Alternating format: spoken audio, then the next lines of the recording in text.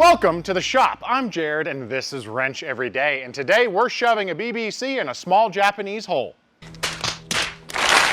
And now that we're done being immature, we are actually going to, well, we have 7 days. From the point that I'm filming this, I don't know when it's releasing, we have 7 days before we have to be in Bristol. And the engine's there and our car is completely unbuilt. So we have a tremendous amount of work. And this is the first time in the entire project that I decided to pull a tape measure and see how well that engine's gonna fit there. Let me just say, it doesn't.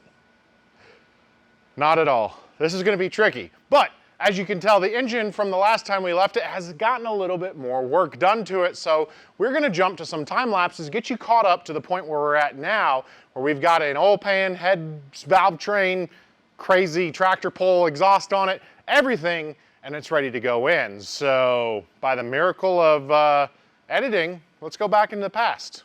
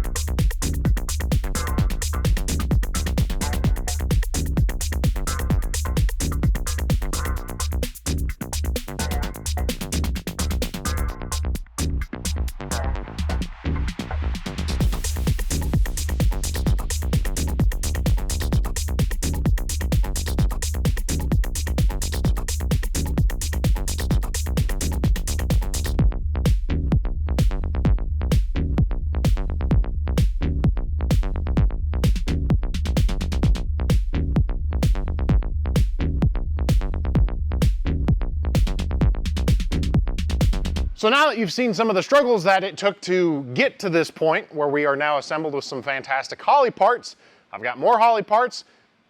We've got an amazing Fti transmission to introduce you to, but before that, we're just gonna hang this engine and start kind of dropping it into the hole to see just how much we have to cut out. I'm expecting a tremendous amount of material and transmission tunnel to go away. And I have basically a day to get it mocked up because I have to get a drive shaft made, and those measurements need to get to the shop, and it takes them a little bit of time. It's a lot of work. So we're gonna go back to time lapses where we are going to hang this engine and yeah, start marking our cuts. Probably I should just cut all of it to start with, but we'll go with the less is more. Why have I waited so long to try to fit this thing?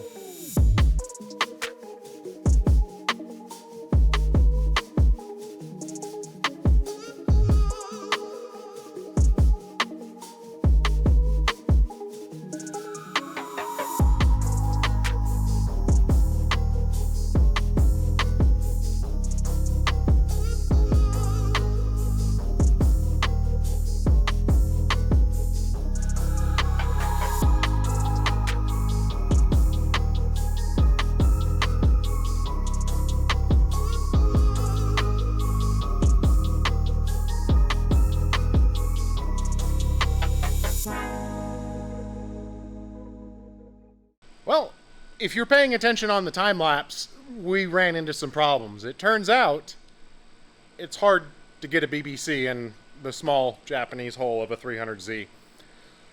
Really hard. With our upswept headers, the mud pole headers that we're going to make all of our exhaust fabrication and future life on that side of the thing, project easy to make sure we get everything done on time, could not work.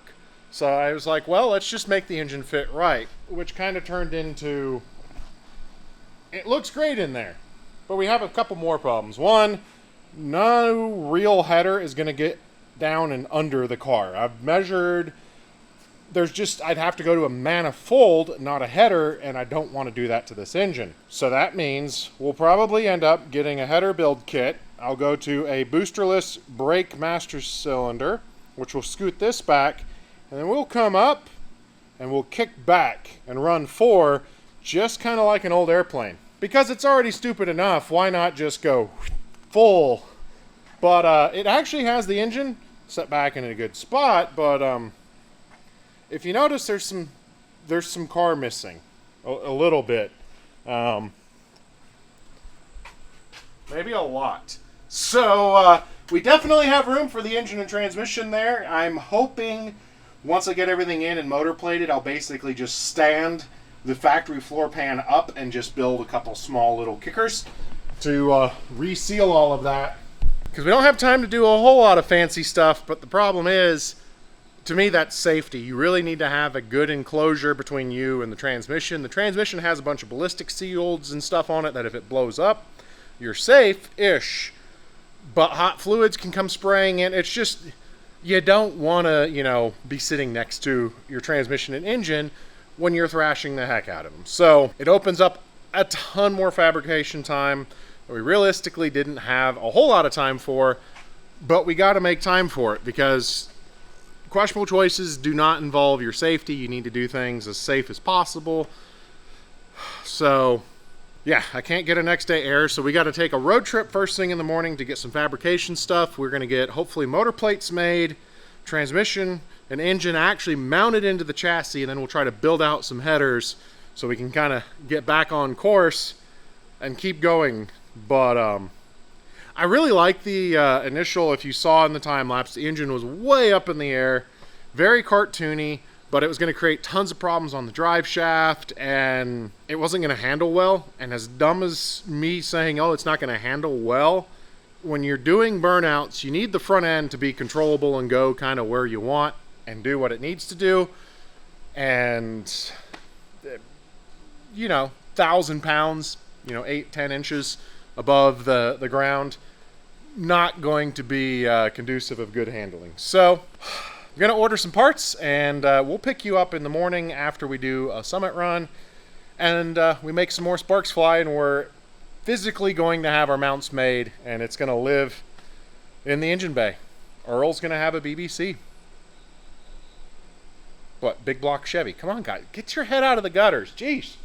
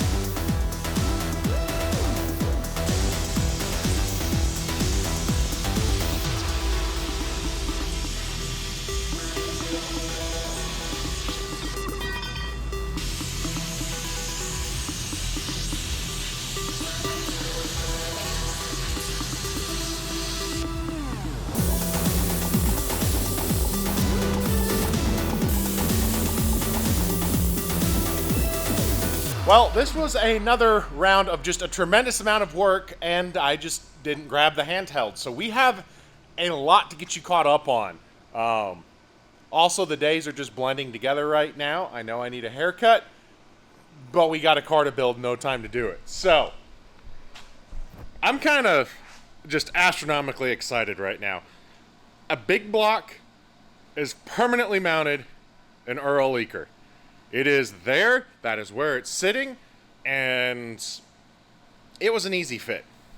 And by easy fit, I mean not at all. There's a lot of the car missing. We've kind of gone over it a little bit, but yeah, check that out. Well, there's a steering wheel in the way. Let's go over here so I can actually show you what we're looking at. There we go. So, sitting on the back of our insane 454 is an Fti Transmissions. This is basically their top-of-the-line power glide short of a billet case. Way too nice of a transmission for a burnout car. I told them what we were doing, and they're like, let's do it right. And they did it right. If I wanted to, we could probably have a fast drag racing car. But some of the things we talked briefly about, too, is we've got that billet case shield. Now, the flywheel shield that would bolt at the very front interfered with my motor plate, so I wasn't able to run that, unfortunately, and I still have a little pan shield to go. But that 2-speed transmission that's ready for all kinds of abuse has its home there inside the car. I still need to figure out a floor pan and, covering that hole, because I would advise against running a car, where you could just check your oil by reaching forward.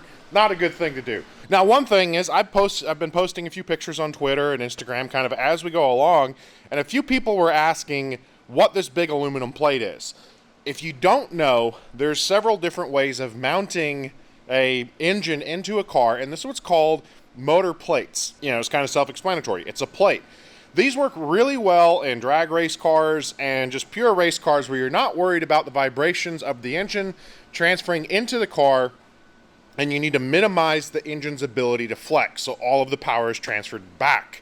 So, by bolting it to a giant plate that is welded and securely fastened into your frame rails, there's no movement in that engine. It will move the chassis, whatever it's going to move. So, you run a nice thick front plate, and then you have a mid plate here, which you can run these in aluminum and steel. If you run steel, it lets you run a thinner plate, which means you don't need to get too crazy with your torque converters. If you have a thick plate like this, you need a custom length torque converter to accommodate for that when you go to shim it and install it.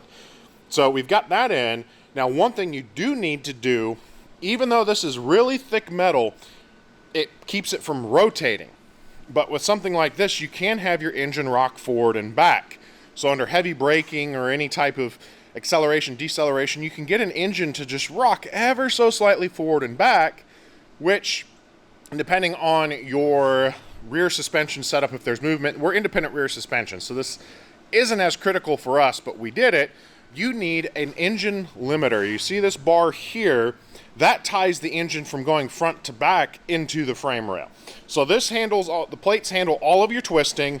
That keeps it from rocking forward to back, and it works to eliminate the ability of dropping your drive shaft out the back. Now, speaking of drive shaft and back, I have a mount there, but I don't have a trans mount built yet. If it was a billet case, we absolutely wouldn't even really need to worry about it, but there's a lot of people who say you do or do not need a rear mount on a motor plate setup. I'm thinking I may build just a support bar, because what I actually found, what's really common is people will just run a bar that sits against but doesn't bolt. It just is there, so there's a little bit of movement and flex, but it can't move too much, because if you rigid mount that transmission with everything else mounted, any movement that far back kind of gets translated into really bad, and you're turning your transmission case into a stress member, which it really should not be. You do not want to try to have chassis rigidity going through your transmission, because you'll break it. But then there's some people who claim with absolutely no support you may break it. So it sounds like no matter what I'm going to do, I'm going to break that transmission, and the camp that is opposite of whatever I do, if I mount it, camp no mount will say, see, we told you. If I don't mount it, camp mount will say, see, I told you. So we're wrong no matter what we do, but I'll pick something out. But we're kind of doing mini milestones, although I think having a fully assembled engine minus exhaust and EFI ready to run is a pretty big milestone. But we permanently have our Power Glide and 454 big block living in Earl Leaker. It's there. Now we just need a lot of accessories to go onto it, a drive shaft made, a floor, and we're nearing like the 5-day mark. It's going to be a struggle, but we're going to get there somehow. We're going to just keep on hammering. So we're going to wrap up today, and well, it's wrapping up today in the video for you, but I'm immediately starting on the next one, which is exhaust and cooling, because I'm exhausted and I could use some cooling. But we're going to work on getting our manifolds and headers to fit, and then start figuring out radiator and some of the other cool cooling system modifications we plan to do. So we're going to wrap. I said that already, but I'm tired. It's all just one big blur. I hope you guys are enjoying these a little bit quicker, more frequent videos, as we are trying to get ready for an insane deadline and go have some fun at Cletus and Cars. But yeah, I'm Jared, reminding you guys to always make questionable choices, and with enough cutting, flames, torching, and hammers, you can make anything fit anywhere you want. We'll see you.